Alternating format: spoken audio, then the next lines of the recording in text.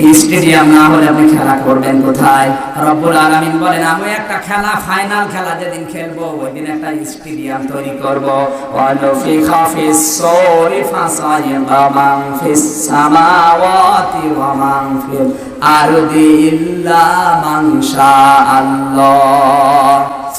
সূরা জুমারের 68 নম্বর আয়াতের প্রথম অংশে আল্লাহ দিয়েছেন, আমার যে রেফারি আছে, ফু দিয়ে যে খেলা শুরু হয়, আমার রেফারি হচ্ছে আন্তর্জাতিক রেফারি।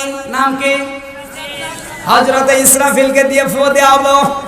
আনফিখা ফিস সূরি ফাসাইকা মান ফিস সামাওয়াতি ওয়াল আরদ। ফুৎকার দেওয়ার সঙ্গে সঙ্গে সবাই অজ্ঞান হয়ে যাবে, আসমান জমিনে যা আছে সবাই অজ্ঞান থাকবে। আল্লাহ পাক যাদেরকে ইচ্ছা করবেন তারা বাদ দিয়ে। এখানে ইল্লা মান শাআল্লাহর ব্যাখ্যায় পড়েছে, কিয়ামতের ময়দানে প্রথম ফুৎকারে যখন সব লন্ডভন্ড হয়ে যাবে, শুধুমাত্র শহীদ যারা ওরা অজ্ঞান হবে না, বাকি যত মানুষ সাধারণভাবে মারা গেছে সবাই অজ্ঞান হয়ে যাবে এক ফুৎকারে। দ্বিতীয় নাম্বার ফুৎকারে পাহাড় পর্বত ধুলা বালি যা আছে সবগুলো উড়তে থাকবে। আমার আল্লাহ বলেন, খেলা খেলার জন্য যেমন একটা মাঠ তৈরি করা লাগে, কিয়ামতের ময়দানে যে ফাইনাল খেলা আমি শুরু করব ওই জায়গায় একটা মাঠ লাগবে। কিন্তু দুনিয়াতে এমন কোন মাঠ নেই যেখানে সব মানুষ এক জায়গায় করা যায়। এরকম মাঠ আছে? এবার তাহলে আল্লাহ মাঠ পাবে কোথায়? আল্লাহ রাব্বুল আলামিন বলেন, মাঠ আমি পাবো কোথায়? কিয়ামতের ময়দানে একটা সূর্যকে আল্লাহ উদিত করবেন। এই সূর্যটা না, এই সূর্যের চাইতে 100 ভাগ 100 গুণ শক্তিশালী সূর্য। এই যে কয়েকদিন আগে বিজ্ঞানী এডওয়াইন হ্যাবেল একটা হাই পাওয়ারের ক্যামেরা আবিষ্কার করেছে, নাম দিয়েছে অ্যাপোস্টোস্কোপি। ওই হাই পাওয়ারের ক্যামেরা 10 লক্ষ মিলিয়ন বছরের রাস্তার দূরত্ব থেকে ছবি তুলে ক্যাচ করে নিজের কাছে নিয়ে আসতে পারে। ওই ক্যামেরায় ধরা পড়েছে, ওর নাম হচ্ছে পিস্টল স্টার। এই হাই পাওয়ারের ক্যামেরায় এই যে সূর্যটা ধরা পড়েছে পিস্টল স্টার, কিয়ামতের ময়দানে এই সূর্যটা আমার আল্লাহ উদিত করবেন। মাত্র 1 হাত উপরে থাকবে। এই সূর্যটা 13 লক্ষ গুণ বড় পৃথিবীর চাইতে। কত উপরে আছে, এরপরও তাপ দিলে আমরা চৈত্র মাসে বাঁচি না। আর সূর্যটা কিয়ামতে এই সূর্যের চাইতে পিস্টল স্টার যেটা 100 গুণ শক্তিশালী, আধা হাত বা 1 হাত উপরে এসে 12টা মুখ দিয়ে তাপ দিবে একাধারে 40 বছর। কত বছর? আরো জোরে বলেন। দ্বিতীয় ফুৎকারে যত পাহাড় ছিল, পর্বত ছিল, সব নদী নালা ভরাট হয়ে যাবে। একটার সাথে একটা ধাক্কা লাগবে তারকারাজি। কোরআনে কারীম জানিয়েছে, ইদাস সামাউ ফাতারাত ওয়া ইদাল কাওয়াকিবু তাসারাত ওয়া ইদাল বিহারু ফুজ্জিরাত ওয়া ইদাল কুবুরু বুসিরাত। প্রথমে চিৎকার দেওয়ার সঙ্গে সঙ্গে আকাশ ফেটে যাবে।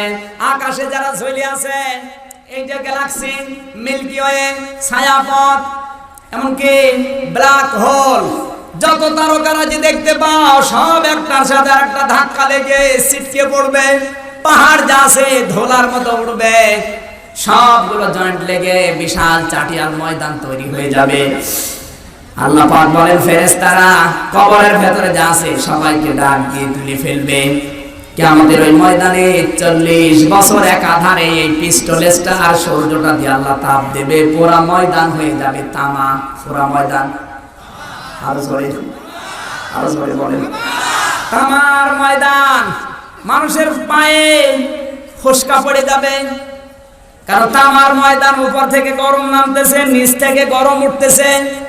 পুরা হাসরের ময়দানে একটা মাত্র আওয়াজ হবে, পানি পানি। কিসের আওয়াজ? আরো জোরে বলেন। কোন নবী কথা বলার ক্ষমতা নেই, সবাই মিলে দৌড় দেবে। আল্লাহ বলেন, এত বড় ভয়ঙ্কর অবস্থা কিয়ামতের ময়দানে আমি তৈরি করব জানো। ফাকাইফা তাত্তাকুনা ইন কাফারতুম ইয়াওমা ইয়াজালুল ওয়ালদানা শিবা। কিয়ামতে এত ভয়াবহ পরিস্থিতি তৈরি করব, যুবক মানুষ দৃশ্য দেখেই বিদ্ধ হয়ে যাবে। আমরা মনে হয় ময়দানে থাকবো না। আরো আসতে বলেন। যুবক মানুষ কোন দৃশ্য দেখলে জায়গায় বিদ্ধ হয়ে যায়? এই যে মানুষের চুল পাকে এমনি না, মানুষের চুল পাকার ভেতরে কারণ দুইটা। এক নাম্বার বংশের কারণ আছে, দুই নাম্বারে চিন্তা। যে যত বেশি চিন্তা করবে তত তাড়াতাড়ি তার চুল পেকে যাবে। কারণ মেধাটা, এই যে মাথাটা আল্লাহ 6 ভাগ করে বানিয়েছে, বিজ্ঞান এখন কম্পিউটার দিয়ে দেখাচ্ছে চিন্তা বিশেষ করে সামনের এই অগ্রভাগে থাকে, আর মানুষের চুল পাকা শুরু হয় মানুষের অগ্রভাগ থেকে। আপনাকে ঘুমাচ্ছে কথা বলছেন আমার? এত বড় কঠিন পরিস্থিতি, একটুখানি দুনিয়ার চিন্তায় আপনার চুল পেকে যাচ্ছে, আর কিয়ামতে এত বড় ভয়ঙ্কর অবস্থা বানাবে, দৃশ্য দেখে যুবক মানুষ বুড়ো হয়ে যাবে। আল্লাহ পাক বলেন, যাদের পেটে সন্তান আছে কিয়ামতের দৃশ্য দেখে লজ্জায় স্থান লাগবে না, পেট ফেটে সন্তান বের হয়ে যাবে। মানুষ পাগলের মতো নেশাগ্রস্ত, যেমন মানুষ হয় এভাবে দৌড়াবে, অথচ এরা নেশাগ্রস্ত না, পাগলও না। কেন দৌড়ায় জানো?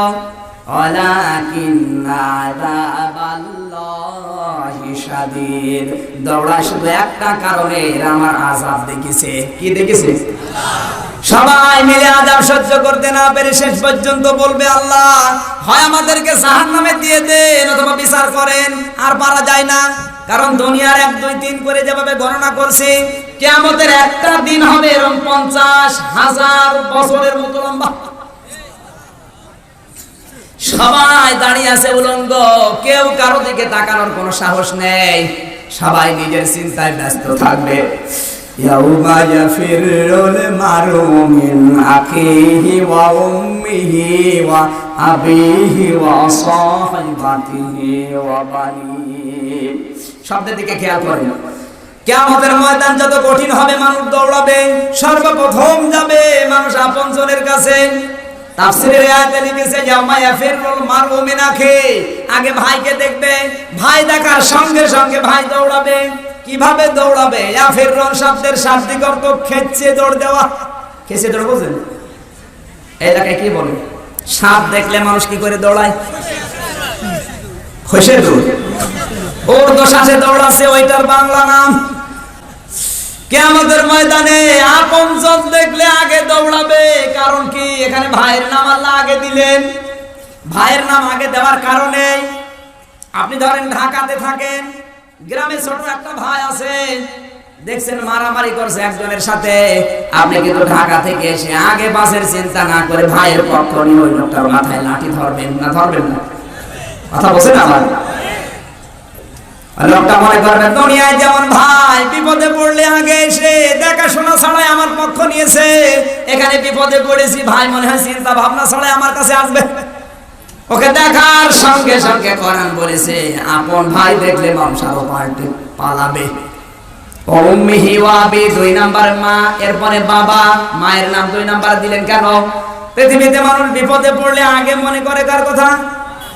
এই কথা বলছেন না, আগে মনে করে ভাই যদি থাকে ভাইয়ের কথা, কারণ লাঠি, ক্ষমতা, শক্তি। 2 নম্বরে মহব্বত বেশি করতে পারে মা, এজন্য মায়ের নাম দিলেন আল্লাহ কোরআনে। 3 নম্বরে সাহায্য সহযোগিতার জন্য টাকা পয়সা ঢালতে পারে বাবা, এজন্য বাবার নাম দিয়েছেন। তাফসীরে মুফাসসির লিখেছে, মাকে চিনতে পারবে, মা পা জড়িয়ে বলবে, মা আমাকে একটু বাঁচান, একটা নেকি আমারে দেন। মুফাসসির দিয়েছেন, নবীজি বলেন 40 বছর একাধারে মায়ের পা ধরে থাকবে, 40 বছর পরে মুখে লাথি দিয়ে বলবে, দূর হয়ে যা, দুনিয়ায় আমার কোনো সন্তানই ছিল না। অবশ্য সুবহানাল্লাহ, ওকে জগতে আছে নাউজুবিল্লাহ বলবে কি? বলছো সুবহানাল্লাহ। আমি তো হাসির খোরাকি দেয়নি, এখানে চিন্তার খোরাকি এটা। এবার যে শিক্ষাটা দিতে চাই, মানুষজন যখন নিজের বন্ধু, ভাই, মা বাবা, বন্ধু 4 জনের নাম আছে সূরা আবাসায়, কারো কাছে পাবে না। সবাই দল বেঁধে মানুষজন যাবে হযরত আদম আলাইহিস সালামের কাছে, বলবে, আদম সফিউল্লাহ, আমাদেরকে বাঁচান, আপনি আমাদের পিতা। হযরত আদম মাথা নিচু করে থাকবেন, ডাক দিয়ে বলে, পৃথিবীর মানুষেরা আমাকে আদি পিতা বলে লাভ নেই, কারণ আমি জীবনে একটা আল্লাহর হুকুম মানি না, এজন্য আমি টেনশনে আছি। আল্লাহ আজ না জানি আমার সাথে কি আচরণ করে। তোমরা আমার দ্বারা আমার কাছে কিচ্ছু হবে না, আমি নিজেই মাথা তুলতে পারি না। তোমরা দ্বিতীয় আদম নূহের কাছে যাও। নূহ আলাইহিস সালাম বলবে না, আমি তো আমার সন্তান নিয়ে ঝামেলায় আছি, আমার দ্বারা সম্ভব না, আমিও মাথা তুলতে পারি না। তোমরা হযরতে ইব্রাহিম নবীর কাছে যাও। ওরা বলবে না, আমরাও হবে না। মুসা আলাইহিস সালামের কাছে যাও। উনি বলবে ঈসা নবীর কাছে যাও। সবাই একটা একটা করে আর্গুমেন্ট পেশ করবে, কেউ পারবে না। সর্বশেষ মানুষ যাবে মুহাম্মদুর রাসূলুল্লাহর কাছে। নবীজি বলেন না, আমার দ্বারা সম্ভব না। বিশ্বনবী শেষ পর্যায়ে উম্মতদের কাকুতি মিনতি দিকে সেজদায় পড়ে যাবেন। একাধারে 50 বছর আল্লাহর আরশের নিচে সেজদায় থাকবেন। আমি যে ভুল ধারণাটা ভেঙে দিতে চাচ্ছি সেই এইটা বলবো, আপনি আবার মন খারাপ করবেন না তো? যে ভুল ধারণাটা এই বাংলাদেশে আছে সেটা এবার কান খাড়া করে মিলাবেন। আপনি কি মনে করবেন আমি জানি না, আমি কিন্তু কোরআন থেকে বলছি। এটা কারোর সাথে মিললে আমার কিছু করার নেই। কথা বলছেন না কারো, কিচ্ছু করার নেই। আমি যেগুলো বলেছি আপনি একটা মিলান। এত বড় বড় পাওয়ারফুল নবী মুসা আলাইহিস সালাম আল্লাহর সাথে কথা বলতেন, কালিমুল্লাহ তার নাম দিয়েছেন আল্লাহ। কত বড় পাওয়ার! আজরাইলকে থাপ্পড় দিয়েছিলেন। হযরত ঈসা আলাইহিস সালাম এত বড় জলিলুল কদর নবী। হযরত নূহ আলাইহিস সালাম যাকে দ্বিতীয় আদম বলা হয়, হযরত আদম আলাইহিস সালাম যিনি না হলে আমরা কেউ আসতাম না। এত বড় বড় পাওয়ারফুল নবীর কোন কুল কিনারা হচ্ছে না, সবাই নিচের দিকে মাথা। কিয়ামতের ওই দৃশ্য দেখে সবাই খেয়ে হারিয়ে ফেলেছে। অথচ বাংলাদেশে অনেক মানুষ প্রচার করছে কিয়ামতের ময়দানে আমার বাবা জান, আমার দাদা জান জাহাজ নিয়ে বের হবে। আর মুরব্বি শুনে সুবহানাল্লাহ পড়ে, জাহাজ আসবে, উঠবো আর জান্নাতে চলে যাব। জাহাজ তো তোমার বাবা। আমি শুনলাম, মেনে নিলাম যে জাহাজ বের হবে আপনার বাবা আপনার দাদা, কিন্তু জাহাজ চলবে কোন জায়গায়? তো তামার ময়দান, শুকনো টাকা জাহাজ চলে। তা আপনি এগুলো শোনেন আর যে বিশ্বাস করেন যে আমার আর কোনো চিন্তা নেই, আমি তো বাবার মুরিদ। তা আপনার কমন সেন্স নেই? নবীরা যেখানে কোন কিনারা পাচ্ছে না সেখানে কোনো বাবার খবর আছে? বলেন, এই ধারণা নিয়ে বসে আছেন কোন কারণে? ওরা ব্যবসা করে সিটারি করে খেয়ে যাচ্ছে, আর আপনি ব্যবসায় ফাঁদে পা দিয়ে আপনিও সিটারি। মুসা নবীর মতো মানুষ যদি কুল কিনারা না পায়, কিসের আল্লাহর ওলি, কিসের কুতুব? এরা কি নবীর চাইতে বড়? আর জাহাজ চালাবেন কোন সূত্র টাকায়? বলেন, এগুলো এই গাছাখড়ি কথা বিশ্বাস করা যায়? যায় না। শুধু সামিয়ানার নিচে এখান থেকে বের হয়ে গেলে না, আমার কোনো চিন্তা, আমার বাবা আছে। তোমার বাবারই কি হবে বাবা জানে? আদম নবীর মতো জলিলুল কদর নবী কথা বলতে সাহস পাচ্ছে না, ও বা আমার ভরসায় বসে আছে। কি ভ্রান্ত ধারণায় বাংলাদেশে এখনো মানুষ আছে, বিশেষ করে রাজশাহী বিভাগ আর রংপুর বিভাগ, এই দুই বিভাগের মানুষ এখনো পাগল। এদের নাম যে মফিজ দিয়েছে এমনিতে। আপনি আমার মনে করেন আমার বসে এই দুই বিভাগের মানুষকে কিন্তু সারা বাংলাদেশের মানুষ এই নামই বলে। কেন বলে? আপনারা এত পাগল হয়ে থাকবেন কোন কারণে? এত বড় বড় পাওয়ারফুল নবী যেখানে কোন কিনার হচ্ছে না, আপনি বাবার ভরসায় বসে আছেন। ও বাবারই কোন কিনার হবে, কার ভরসায় বসে আছেন? আপনি বইয়ের হিসাব মিলিয়ে বাড়ি যান, খালি তাফসীর শুনতে আসা না। বিশ্বনবী ফাতেমাকে পর্যন্ত ডাক দিয়ে বলেছিলেন, দেখো তোমাকে ভালোবাসি, দুনিয়ায় যা চাও আমার কাছে চেয়ে নাও, সাধ্যমতো আমি দেব, কিন্তু কিয়ামতে আমার পরিচয় কিচ্ছু হবে না। তোমার বাবা নবী ছিল এই পরিচয়, তুমি জান্নাতে না, কখনো সম্ভব না। নিজের কাজ আগে দুনিয়ায় নিজে করে দাও। এত বড় আদরের মেয়েকে যদি বলতে পারে, আর আপনি বাবার ভরসা করে গোপে তেল দিয়ে ঘুমাচ্ছেন, আমি দুই বাবার মুরিদ, ও বাবার সব জানা না। রাগ করবেন না, যাবে মন খারাপ মনে হচ্ছে আপনাকে আমি ইন্ডিকেট করে বলি না ভাই, এটা চলছে দেশে আজ। এখানে আপনি লক্ষ্য করে দেখেন, যারা গ্রাম্য মানুষ, এদের 100টার 98টা মানুষের বিশ্বাসে কোনো চিন্তা নেই, মা বাবা তো আছে। আপনি একটু মগজটা যাদের আছে, বিবেক আমাদের চিন্তা করেন তো, এত বড় বড় পাওয়ারফুল নবী বললাম, কেউ মাথা তুলতেও সাহস পাচ্ছে না, সব নিচের দিকে মাথা। বুখারী শরীফের হাদিস না, বানিয়ে বলছি আমি। আমাদের নবী পর্যন্ত মাথা তোলা সাহস পাচ্ছে না, 50 বছর সেজদায় আছে। আর সেখানে কার উপর আপনি ভরসা করে আছেন আমি বুঝি না। এগুলো সব বাদ দেন, এখনই কাজ কারবার শুরু করেন। আপনি মাপ পাবেন কিনা এটা চিন্তা করেন। বিশ্বনবী 50 বছর পর আমার আল্লাহ এবার ডাক দিয়ে বলেন, হাবিবুল্লাহ তোমার এই সেজদায় আমি খুশি হয়ে গেছি। তুমি মাথা তোলো, তোমার আজ কাদার দিন না।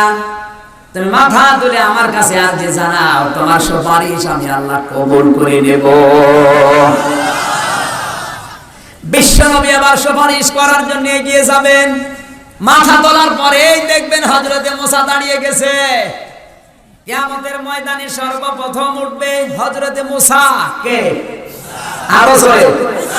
নবীজি মাথা তুলে দেখবেন মুসা আলাইহিস সালাম আরশের পায়া ধরে কাঁদতেছে। ডাক দিয়ে বলে, রব্বুল আলামিন আমার উম্মতের জন্য আমি সুপারিশ করতে চাই, আপনি একটু বিচার করা আরম্ভ করেন। নবীজি বিচার আরম্ভ করে দেবেন। হঠাৎ করে দেখবে কিছু মানুষের সামনে পর্দা পড়ে গেছে। বিশ্বনবী বলেন, আল্লাহ এগুলো তো আমার উম্মত, পর্দা ফেলে দিয়েছে তোমার ফেরেশতারা কোন কারণে? হঠাৎ আওয়াজ আসবে, হে নবী এগুলো আপনার উম্মত না। আকালার রাসূলু ইয়া রাব্বি ইন্না কওমি তাখাযু হাযাল কুরআনা মাহজুরা। জোরে বলেন আল্লাহু আকবার। সূরা ফুরকানের ভিতরে এসেছে 19 নাম্বার পারার প্রথম নাম্বার পৃষ্ঠার 13 নাম্বার লাইনে আছে, কিয়ামতের ময়দানে আল্লাহর নবী পর্যন্ত কথা শোনার পরে যখন আমার আল্লাহর পক্ষ থেকে জবাব দেওয়া হবে, নবী এগুলো আপনার উম্মত না, কারণ আপনি দুনিয়া থেকে বিদায় নেওয়ার পরে আপনার রেখে আসা ইসলাম ওরা উলটপালট করে ফেলেছিল। আল্লাহর নবীর রেখে যাওয়া ইসলাম আজ ইসলাম আছে না হাসির তামাশা হয়ে গেছে? আজ কত ইবাদত পাল্টিয়ে ফেলেছে উম্মতেরা। জিকির করার নাম নিয়ে হো হো করছে, নাচানাচি করছে, ঢোল ঢুকি তবলা বাজাচ্ছে।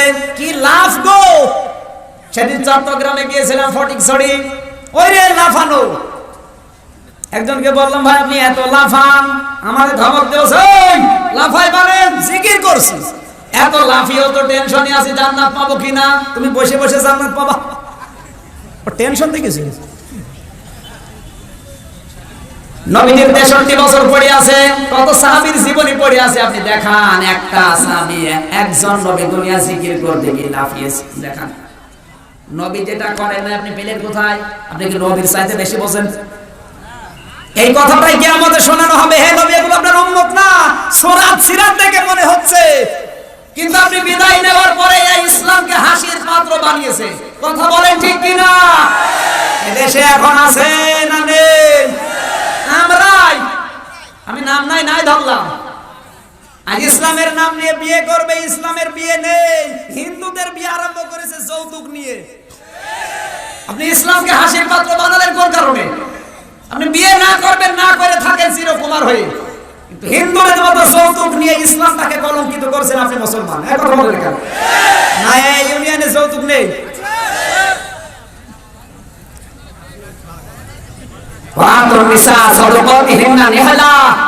আল্লাহ বলেন যখন বিয়ে করবা কবুল বলার সঙ্গে সঙ্গে হাসি মুখে দেনমোহরের টাকা স্ত্রীর হাতে ধরিয়ে দাও।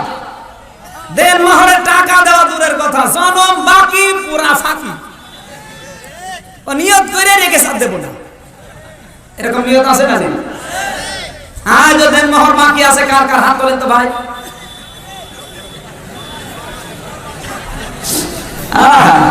ওর হাসতেছে দাঁত বের করে, আসো না দিয়ে।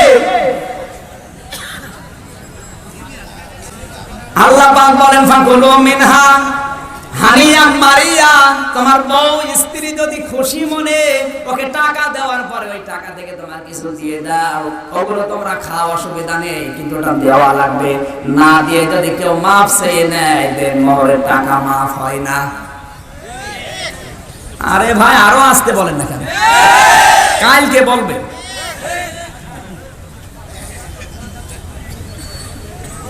আমি সেই কুষ্টিয়া থেকে এসেছি।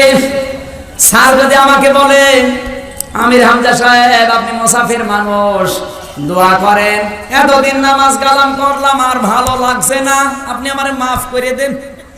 আমি বলি, যদি স্যার আপনি মুরব্বী মানুষ, ঠিক আছে আর নামাজ পড়া লাগবে না, মাফ করে দিলাম, হবে? কারণ নামাজ দিয়েছে কে? দেনমোহর দিয়েছে কে? নামাজ দিয়েছে আল্লাহ, দেন মোহর আল্লাহ দিয়েছে। নামাজ আমি মাফ করলে যেমন মাফ হয় না, দেন মোহর বউ মাফ করে দিলে মাফ হয় না, ওটাকে দেওয়া লাগবে, পরে মাফ হবে। আল্লাহ যে মাফ করে না তার বাস্তব প্রমাণ আমি আমার কাছে ফাঁকি দিয়েছি না। অনেক মহিলা কল দিয়ে বলে, হুজুর বাসর রাত্রে হাত চেপে ধরে, পা চেপে ধরে, করবো কি, লজ্জার খাতিরে মাফ করে দিস, কিন্তু এখন আমার টাকা দরকার, মাফ চেয়ে নেবে। কিয়ামতের ময়দানে আমার মনে হয় হাদিস অনুযায়ী আমাদের অধিকাংশ মানুষের সামনে পর্দা পড়ে যাবে, যে মানুষগুলো রাসূলের রেখে যাওয়া ইসলাম আমরা পাল্টিয়ে ফেলেছি। রাসূলের বিয়েতে যৌতুক ছিল না? ছিল। দেন মোহর ছিল? কি ছিল? আরো জোরে বলেন। দেন মোহর দেওয়ার খবর নেই, অথচ বেঁধে রেখেছে 40 লাখ।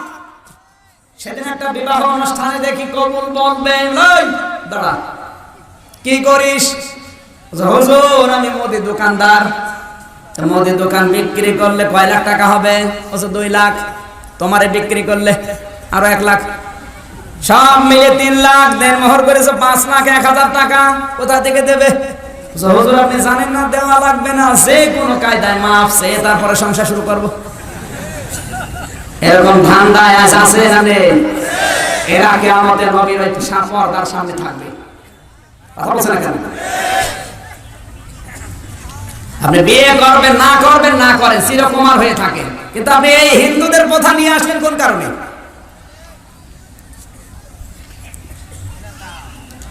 আমার ভাইরা এরকম প্রত্যেকটা বিষয়ে নবীজি যে পর্দা রেখে গিয়েছিলেন, ওই পর্দাটা এখন নেই। এখন পর্দার নামে চলছে ট্র্যাডিশন, ফ্যাশন। হ্যাঁ, আপনি যদি পর্দা করে আল্লাহকে খুশি করতে চান, আপনার বোরকা হবে ঢিলা ঢালা কালো, যেটার দিকে তাকালে মানুষের ভেতরে উল্টা পাল্টা ধারণা না আসে, খালাম্মা অথবা আম্মা বলে ডাক দেয়। কথা বলে না কেন? মেয়েরা এখন যে বোরকাগুলো বানাচ্ছে, অধিকাংশ বোরকাগুলো ফ্যাশন। এমন টাইট ফিট বানিয়েছে বোরকা, শরীরের কোন জায়গায় কি আছে সবই বোঝা যাচ্ছে। আর এই আকর্ষণীয় বোরকার কারণে মানুষ ইফটিজিং এর শিকার হচ্ছে বেশি। কথা বলে না কেন? মেয়ে যারা এসেছেন, মেয়েরা আপনি পর্দা করে বোরকা করতে, বোরকা পরে পর্দা করে আল্লাহকে খুশি করতে চান, কিন্তু কি করছেন? পর্দার নামে কোনো পর্দা হচ্ছে না। ফ্যাশন হওয়ার কারণে ইসলামের এই বিধানটাকে আপনি হাসির পাত্র বানিয়ে ফেলেছেন। নবীজির কাছে কিয়ামতের দিন আল্লাহ এইটাই শোনাবে, হে নবী আপনি পর্দা রেখে এসেছিলেন, কিন্তু আপনার উম্মত দাবি করার পরেও পর্দাকে পর্দা না, পর্দাকে ফ্যাশন বানিয়ে ব্যবহার করেছে। সুতরাং আপনার উম্মতেরা না, কিয়ামতের ময়দানে তখন নবীজি কোরআন হাতে নিয়ে মামলা করবে আপনার বিরুদ্ধে। ওয়াকালার রাসূলু ইয়া রাব্বি ইন্না কওমি ইত্তাখাযু হাযাল কুরআনা মাহজুরা। হে আমার রব, আমি বিদায় নেওয়ার পরে যারা কোরআনের বাণীকে ঠাট্টা বিদ্রুপ করে ব্যবহার করেছে, তুমি তাদের বিচার করো। আমার বান্দাবাসী, কিয়ামতের ময়দানে যদি নবীজি কোরআন হাতে নিয়ে আমাদের বিরুদ্ধে মামলা করে, নবীর এই মামলা ওভারটেক করে জান্নাতে যেতে পারবেন কারা কারা? হাত তোলেন তো। সুতরাং আপনার এখনই চিন্তা ভাবনা করা দরকার, এখনই। না জানি আবার নবীর মামলার আসামি হয়ে গেলাম কিনা।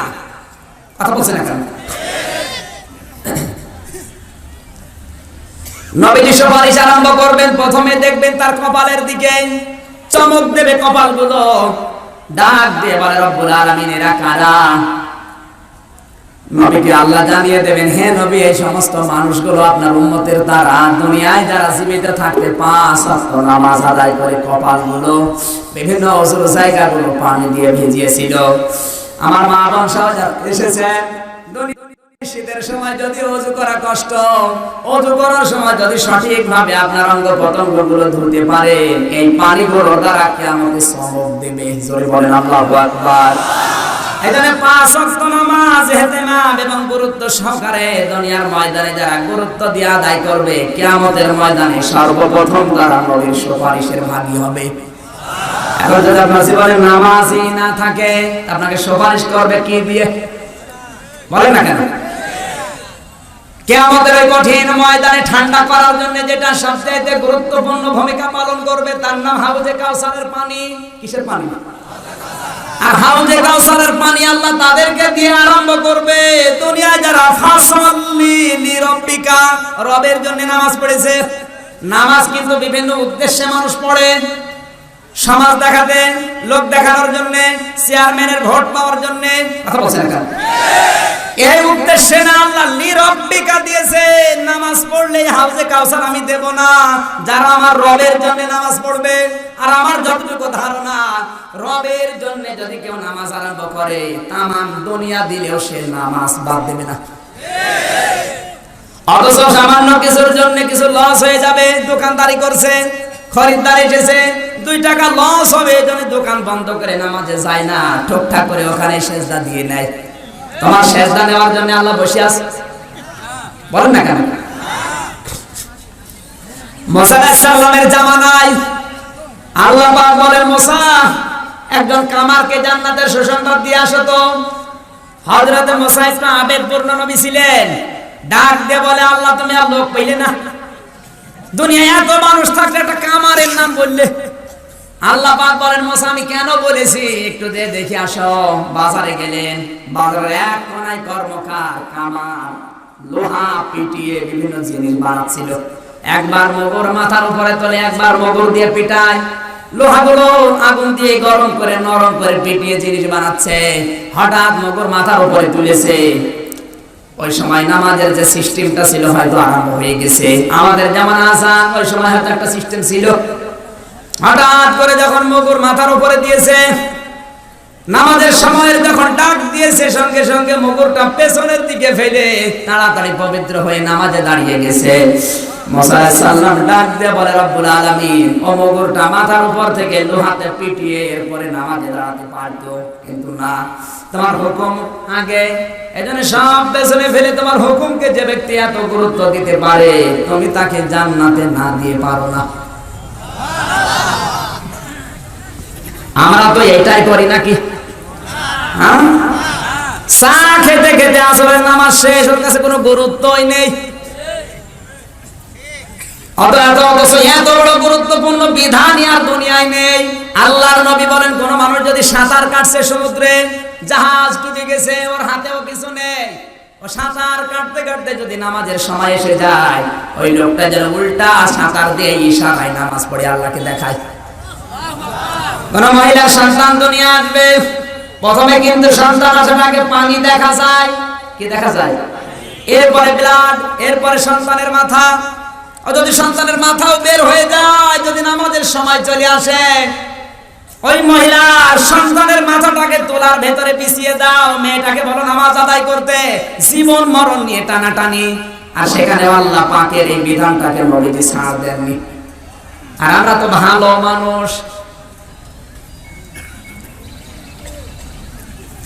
কোরআনে কারিমে আল্লাহ জানিয়েছেন, আকিমুস সালাতা ওয়া আতুজ যাকাতা ওয়ারকাউ মা'আর রাকিঈন। সূরা বাকারা 43 নম্বর আয়াতে আল্লাহ জানিয়েছেন, তোমরা নামাজ কায়েম করো, সম্পদ থাকলে যাকাত দিয়ে দাও, আর রুকুকারীদের সাথে রুকু করো, তার মানে জামাতবদ্ধ হয়ে নামাজ আদায় করো।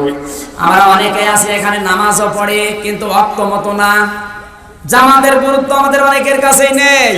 আপনি যদি একা নামাজ পড়েন, যতটুকু সওয়াব পাবেন, যদি কষ্ট করে জামাতে হাজির হয়ে নামাজ পড়েন, আপনার নামাজ যদি নাও হয়, জামাতের নামাজে যদি একজনের কবুল হয়, ওর সাথে আপনার নামাজ আল্লাহ কবুল করে নেবে।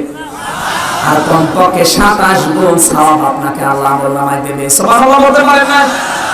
আজ তো সওয়াবের গুরুত্ব হয়তো মনে হচ্ছে না, কিন্তু কিয়ামত ওই একটা নেকির জন্য যখন দৌড়াবেন, তখন টের পাবেন সওয়াব কি। দুনিয়ার এই জমিনে যতটুকু সময় পান, এই জন্য এই কাজগুলো করার দরকার আছে না নেই? আরো জোরে বলেন। নবীর সাহাবী ওয়ারকা উমার রাকিন একটা বুঝেছিলেন। হযরত আব্দুল্লাহ আনসারী রাদিয়াল্লাহু তাআলা আনহুর জীবন থেকে পেলাম, প্রতিদিন নবীর পেছনে নামাজ পড়তে আসে ঠিক, কিন্তু পেছনে আসে সবার, আবার আগে চলে যায়। হযরত ওমর একদিন বললেন, হে নবী, এর একটা মুনাফিক মনে হয়, কারণ মুনাফিকের জন্য মসজিদ কষ্টকর আর বাজার আনন্দদায়ক। সে আর তাড়াতাড়ি বের হয়ে চলে যায়, আপনার কথাও শোনে না। নবীজি বললেন, না, একবারে কোনো ধারণা করা ঠিক না, চলো দেখি।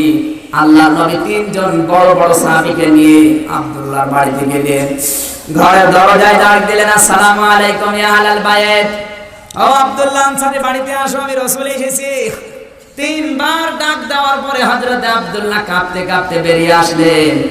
নবীজির চেহারা লাল হয়ে গেছে। ডাক দিয়ে বলে, আব্দুল্লাহ তুমি জানো আমি যদি রাগ করি, আমি যদি নারাজ হয়ে যাই, আল্লাহ তোমার উপরে নারাজ হয়ে যাবে। তোমাকে আমি তিনবার ডাক দিলাম, তুমি এত দেরি করে আসলে কেন?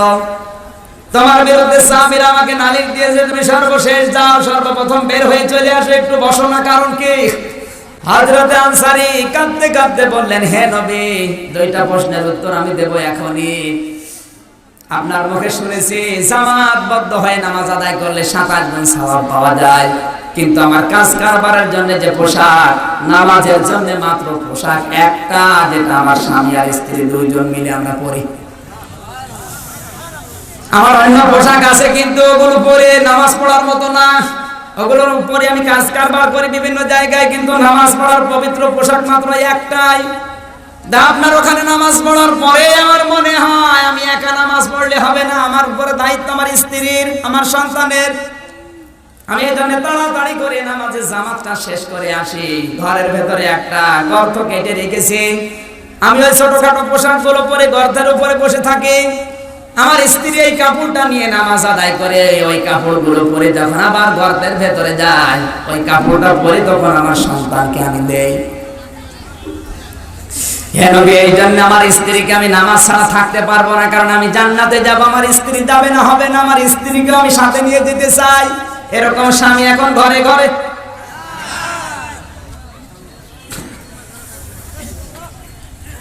বিশ্বনবী নিজেই কেঁদে ফেললেন।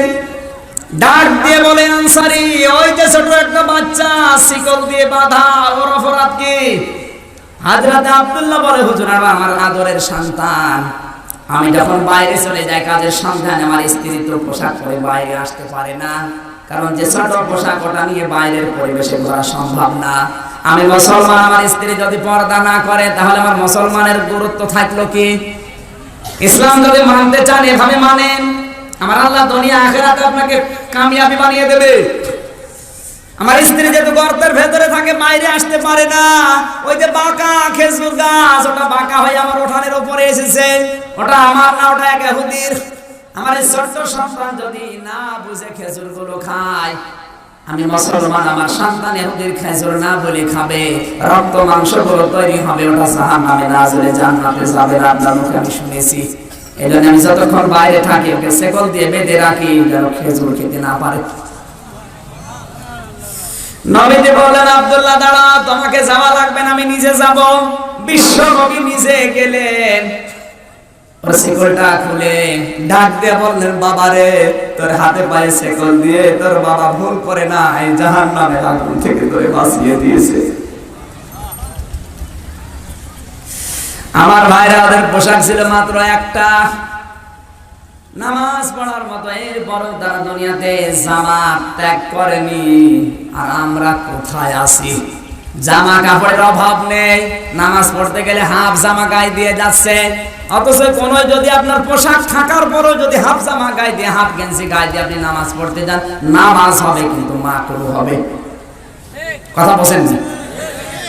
আপনি কি ঘুমাচ্ছে? কিয়ামতের ওই ময়দানে যারা নবী পৃথিবীতে আল্লাহর জন্য নামাজ আদায় করেছে, এই লোকটাকে আল্লাহর জন্য নামাজ পড়তো, এই জন্য একটা পোশাক তারপরও বাধা দিয়ে ঠেকাতে পারেনি। আমরা যদি আল্লাহর জন্য নামাজ আদায় শুরু করি, ওই মাসে 2 দিন আর বছরে 2 দিন ভাবে না, এক ওয়াক্ত নামাজ আপনাকে কেউ যদি বলে, ভাই এই ছেলে আপনার নামে লিখে দেবো, আপনি এক ওয়াক্ত নামাজ ছেড়ে দেন, আপনি যদি আল্লাহর জন্য নামাজ আরম্ভ করেন, আমার মনে হয় আপনি সারা বাংলাদেশ লিখে দিলেও নামাজ ছেড়ে দেবেন না। এর নাম ফাসবিলি রাব্বিকা। তারা আল্লাহর জন্য নামাজ আদায় করেছে, কিয়ামতের ময়দানে তাদেরকে ওই হাউজে কাউসারের ঠান্ডা পানি দিয়ে আল্লাহর নবী শান্ত করবেন। জোরে বলেন আমিন। কঠিন ওই ময়দানে বিচার যখন শুরু হবে, ওইটা হবে আসল হার জিতের দিন। যালিকা ইয়াউমুত তাগাবুন। আল্লাহ বলেন, এইটাই তো আসল হার জিত। দুনিয়ায় 100 বছর হায়াত পেয়েছিলে, সারা বাংলাদেশের মালিক ছিলে, মরণের পরে যদি আমি আল্লাহ তোমাকে ফাইনাল খেলার দিন, ফাইনাল বিচারের দিন মাফ না করি তোর পুরা জীবনটাই ব্যর্থ। এই কথা বলেন না কেন? আমি তো মাঝে মাঝে যখন একা একা থাকি চিন্তা করি, আল্লাহ তুমি যদি বলো আমির হামজা 2018 সালের ফেব্রুয়ারির 28 তারিখ পর্যন্ত তোকে আমি মাফ করে দিলাম, যা তোর জবাব দেওয়া লাগবে না। শুধুমাত্র 2018 সালের মার্চ মাসের 1 থেকে এই 17 তারিখ, এই 17 দিনের হিসাব দিয়ে তুই জান্নাতে চলে যা। আমার মনে হয় 17 দিনের হিসাবও ঠিকঠাক মতো নিতে পারবো না। আপনারা তো পারবেন, অসুবিধা নেই। হ্যাঁ, কিয়ামতের ময়দানে নবীর সুপারিশ সর্বপ্রথমই পাবে তারা, দুনিয়া যারা নামাজ এইভাবে আদায় করেছিল। আল্লাহ আমাদেরকে হার জিতের আসল দিন, ফাইনাল খেলার দিন যেন বিজয়ী হওয়ার, শিরোপা পাওয়ার তৌফিক দেন। জোরে বলেন আমিন।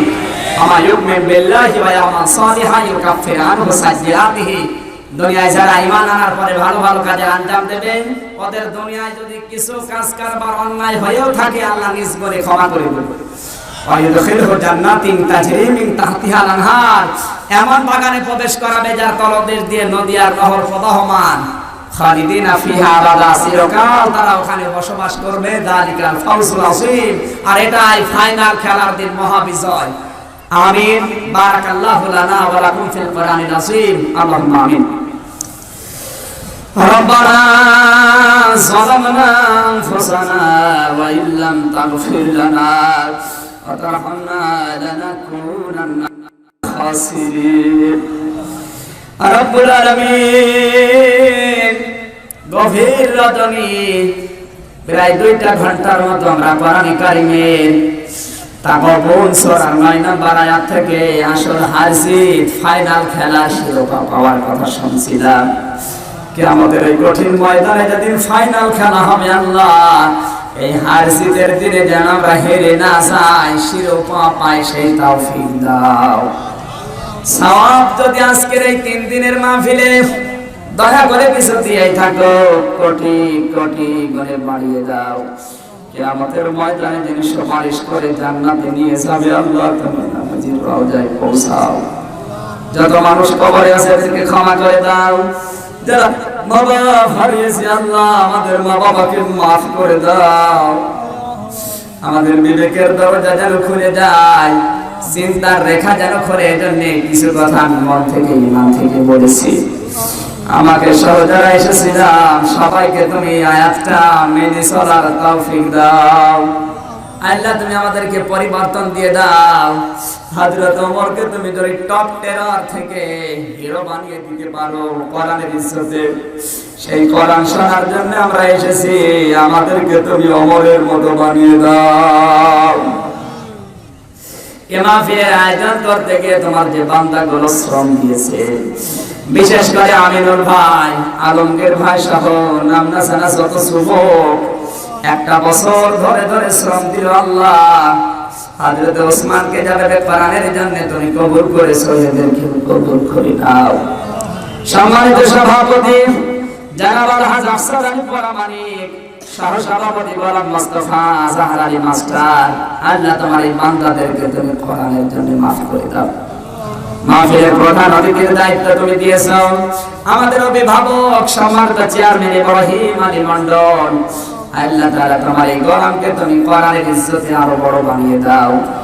কোরআনের মাহফিলের প্রধান অতিথি বানিয়েছো, জান্নাতে যে অনুষ্ঠান হবে আল্লাহ তুমি তাকে শ্রোতা হিসাবে একটু জায়গা করে দিও। আজকের মাহফিলের বিশেষ অতিথি যারা, এদেরকে তুমি মঞ্জুর করো। বিশেষ করে ইমানদা থানার অফিসার ইনচার্জ, আল্লাহ তাআলা আনিসুর ভাইকে তুমি কবুল করে নাও, তার মা বাবাকে মাফ করে দাও। মাহবুব ভাই তো আছে, তার বাবা অসুস্থ, আল্লাহ শেফায়ে কামেলা জেলা দাও। মাওলানা হোসেন আহমেদ সহ, হাফেজ আব্দুর রশিদ সহ নাম না জানা যত আলেম এখানে এসেছে, আল্লাহ আলেমদেরকে তুমি তোমার দরবারে হযরতে আবু বকরের মতো কবুল করে নাও। মা বোনেরা যারা এসেছেন, যাদের সন্তান হয় না, কোরআনের ইজ্জতে একটা সন্তান ভিক্ষা দাও। ছেলে মেয়ে যাদের আছে লেখাপড়া করছে, আল্লাহ এদের মেধাসী করে দাও। আমাদের ছেলে মেয়েগুলোকে তুমি যে উদ্দেশ্যে দিয়েছো জমিনের খেলাফতের দায়িত্ব পালন করার জন্য, আমাদের ছেলে মেয়ে যারা আছে এদেরকে তুমি মেহেরবানি করে জমিনের দায়িত্ব দিয়ে দাও, এদের যোগ্যতা তুমি বাড়িয়ে দাও, জমিনটা তুমি সন্তানগুলো দিয়ে চাষ করার সুযোগ করে দাও। চর্মচোখে দেখতে চাই বাংলাদেশ তোমার কোরআন দিয়ে চলছে। আল্লাহ তাআলা, আমি অসুস্থ, আমার কণ্ঠে ব্যথা, শরীরে অসুস্থ, মেহেরবানি করে শেফা তুমি দান করো। তোমার কোরআনের কথাগুলো বলার জন্য যে যোগ্যতা দরকার, আল্লাহ তুমি আমাকে ভিক্ষা দাও। আমার সন্তান ছোট্ট মেয়েটা অসুস্থ, জান্নাতুল মাওয়া তুমি শেফা দান করো। বড় ভাই আসাদুজ্জামান ভাই অসুস্থ, আল্লাহ তুমি তার হাতটাকে ভালো বানিয়ে দাও। আল্লাহুম্মা গফিরলি ওয়ারহামনি ওয়াহদিনি ওয়াফিনি ওয়ারযুকনি ইয়া রাব্বাল আলামিন। আল্লাহ তাআলা এই মাহফিলে আসলে যত মানুষ কোরআনের জন্য ছুটে আসে, বিশেষ করে মহাদেবপুর ইসলামী ব্যাংকের বড় ভাই রাফিকুল ইসলাম সহ যত মানুষ এসেছে, এদেরকে তুমি কোরআনের জন্য তোমার কাছে তুলে নাও। আগামীতে এই মাহফিলটা কোরআনের জন্য বিশাল আকারে মঞ্জুর করো। যত মানুষ এই গ্রামের মাটির নিচে আছে, এই বৈদ্যতলা বৈদ্যপুর সমস্ত কবরগুলো তুমি নূরে নূরান্বিত করে দাও, এলাকা তুমি শান্তি দিয়ে ভরে দাও। আর মরণ যেদিন আসবে আমরা তো জানি না, সঙ্গে সঙ্গে যেন পড়তে পারি লা ইলাহা ইল্লাল্লাহু মুহাম্মাদুর রাসূলুল্লাহ। আসসালামু আলাইকুম।